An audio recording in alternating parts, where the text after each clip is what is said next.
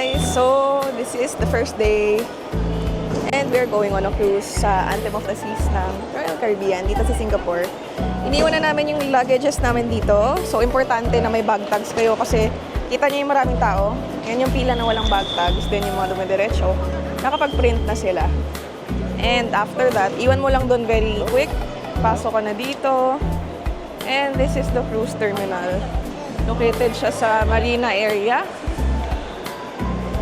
So, this is the whole place. Yan.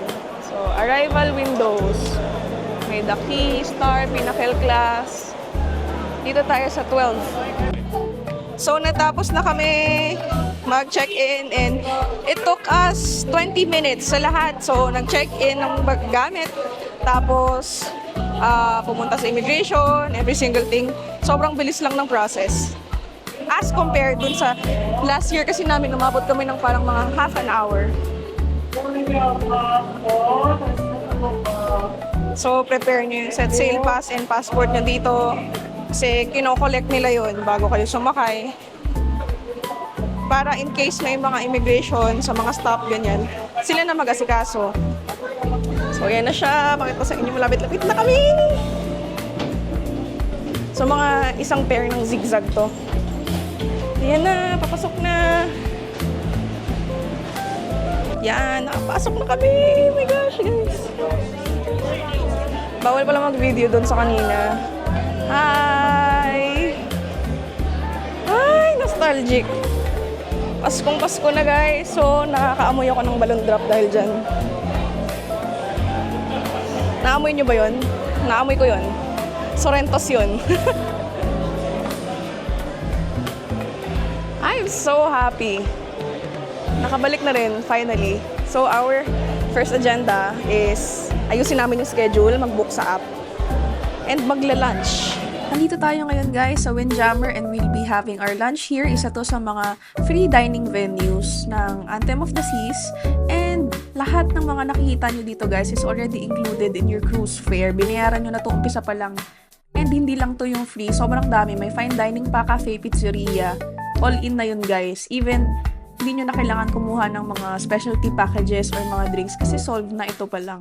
Mostly yung may bayad lang naman yung mga ganito or alak. So, kompleto naman eh. Merong Asian food hanggang Western, Indian. Kahit anong maisip nyo, nandito yun likely. So, nakuha ko na yung pagkain ko, guys. And drinks.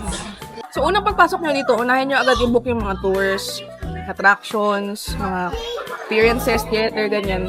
So, pag dumating na lahat ng tao sa ship, mauubos na yung slot. So, yun talaga yung unahin nyo. So, ginawa namin yun kanina. Finix namin yung dining schedule namin sa main dining room, which is the fine dining every night. And nag-book na kami ng mga kung ano-ano. Dito na kami ngayon for lunch. Kain tayo. Later, pupunta kami ng North Star. Tapos iFly. Tapos daming gagawin. Roller skates. 270. Manonood kami ng show. And bumper cars. And syempre, pupunta rin tayo sa main dining room. Anong menu nila? Kasi everyday nagpapalit-palit yung menu nila. By 2 p.m. pala, pwede na kayong pumunta ng room. Or technically minsan, wala pang 2 p.m. Nag-a-announce na sila. Marinig mo na rooms are ready, ganyan. Pero, yun, to be sure, 2 p.m. na kami pupunta doon. Tsaka importante na meron din kayong dala na sarili nyong gamit na hand carry lang na hindi nyo i-check-in. Kasi in case late dumating yung luggages ninyo, meron yung emergency na mga pampalit, magagamit. Thank you! Nandito kami sa North Star Bar. Umorder muna ako ng piña colada dahil in a few minutes, meron kaming schedule sa North Star. And kapag nakadock kayo, libre siya. Pero pag nasa sea kayo, tapos sasakay kayo ng mga ganyan, merong bayad. So, doon tayo sa libre. 15 minutes pa eh. So, umorder muna ako ng piña colada. Aking favorite nito. Yan yung North Star, guys, yung nasa taas. Bale, these activities are bookable sa app ng Royal Caribbean and you have to book those activities pag sakay mo pa lang kasi paunahan siya because it's free pag nakadock. Andito na tayo sa loob, guys, and it's the same sa Spectrum of the Seas. Bali, kapag quantum class, meron talagang North Star. And ano lang talaga siya, para siyang revolving na viewing deck. Ayan, so kitang-kita natin ang Singapore skyline. Taas na. Andito naman tayo guys, mag-roller skates naman. Pero parang hindi ko ata kaya. So, tapos na kami mag-i-fly, tapos North Star, and roller skates. Hindi kami nakapag-video kasi may mga activities na hindi pwede yung camera. And nagutom kami, so nandito kami ngayon sa Cplex Doghouse.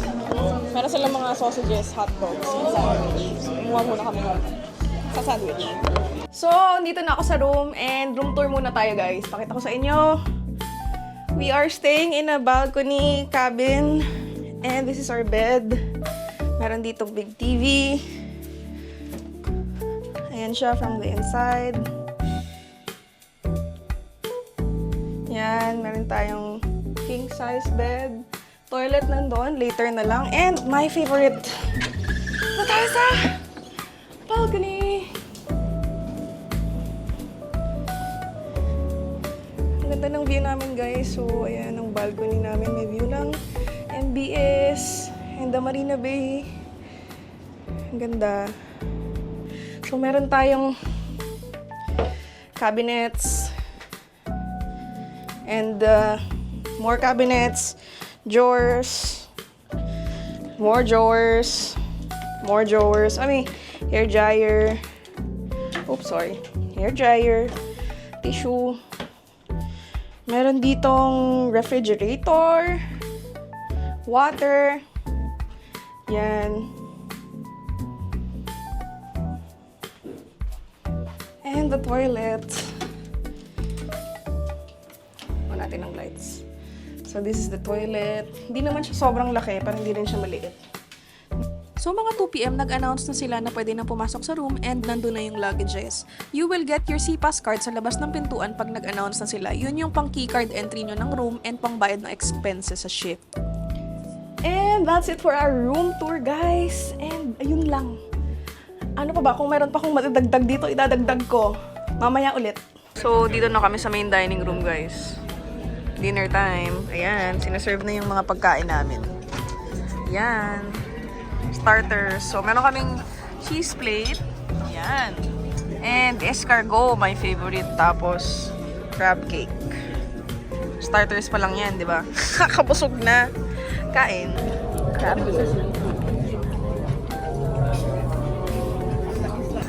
So, dumating na ang aming mains. Mine is prime rib. Then sa husband ko naman, seafood stir-fry noodles.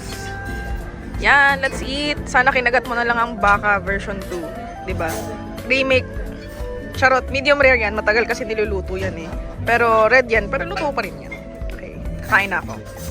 Bale, after dinner, manonood naman kami ng show. And yes, included din to sa cruise fare nyo.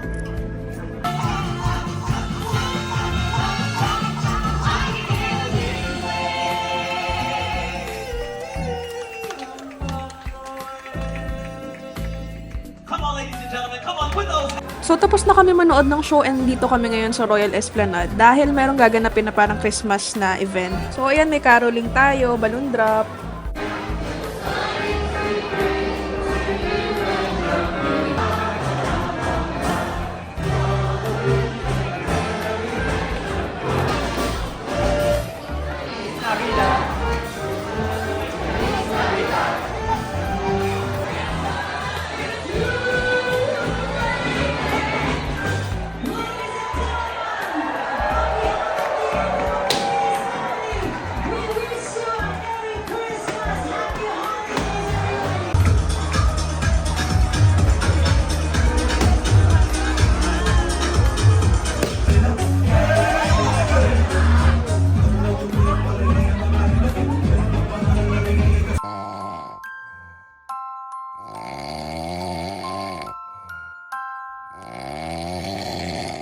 It's the next day and Pasko na.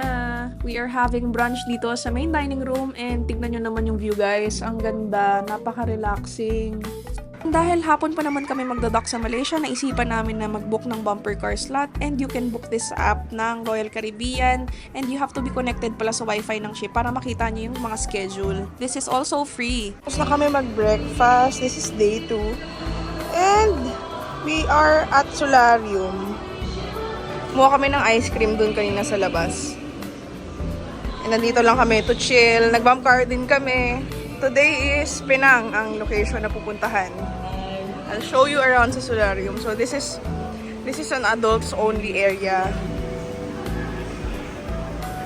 And then dito mo rin makikita yung, ayan, buong area na yung loob. Solarium Bistro. So pwede kayong mag-lunch dyan, mag-breakfast, dinner.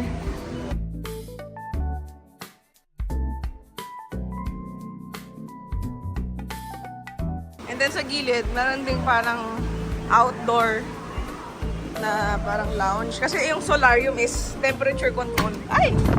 Lakas na hangin! So, andito na kami. Support! Yan. Ang layo ng lakad guys from there. Ayun yung ship. Ang layo ng lakad. Andito na kami sa Swettenham Pier ng Penang. Yan. Mag-walking tour lang kami. So, wala akong binook na any activities. Shopping, kain as usual. Then, let's see. Kasi mamaya sa ship meron tayong formal night. Tapos, parang special menu dahil Christmas nga, no? Exit na tayo ng pier. Ano bang mga meron mapuntahan dito? Although may plan naman ako, pero very, very light. So, if mag-withdraw kayo, dito kayo mag-withdraw sa Ambank. Along Beach Road to, malapit sa Swettenham Pier.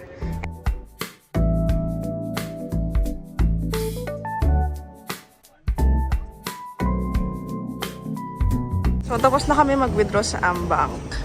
And, nadaanan na namin yung Indian Street. Malapit na kami sa Armenia Road. Parang ano siya, Art Street. Chinatown nila. Yan. Dito na yung banda. So, andito na tayo sa Armenian Street. Andito yung parang main street nila ng mga turista.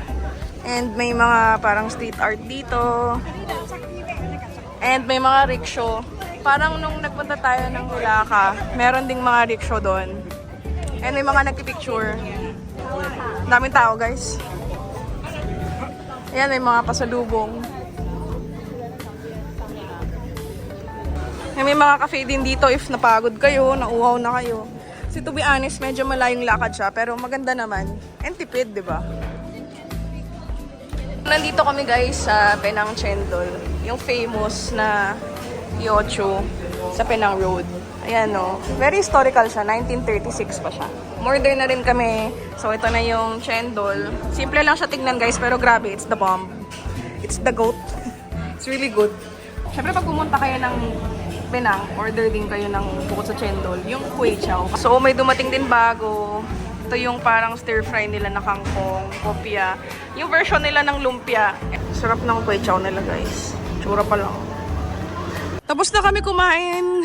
And we are en route to the grocery kasi mamimili kami pa sa lubong. And nakita namin to. Ito pala yung the top of Penang. So meron silang mga yan, Rainbow Skywalk, Top View, mga restaurants, spa, gym, ganun.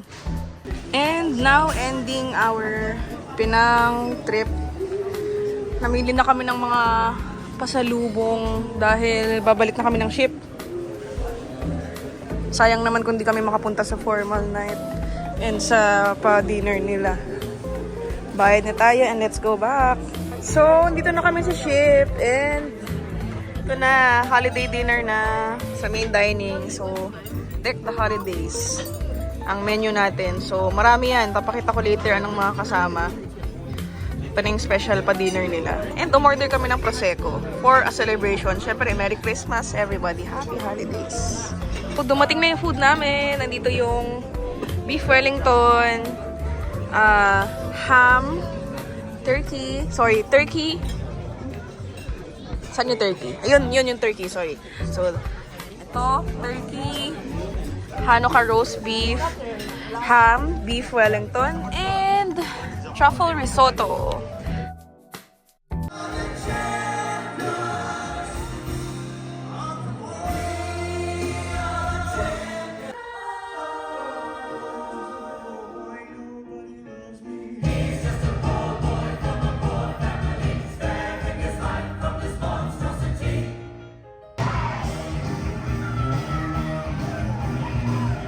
So guys, ang galing nito. Tapos na kami sa theater.